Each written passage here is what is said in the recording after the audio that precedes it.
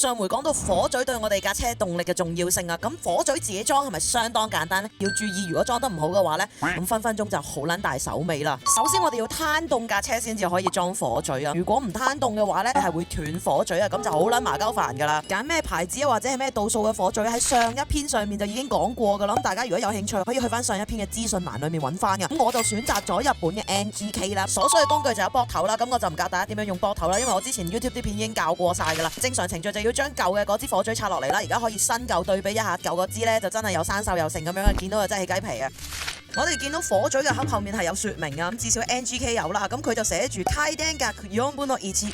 佢哋話到要嗰度，要翻去我哋裝火嘴嘅次序開始啊！我哋要用手將火嘴上落去啦，咁上到差唔多嘅時候，我哋就要拎住個膊頭扭翻緊少少，要留意一點，我哋要拎住嘅係膊頭嘅頭。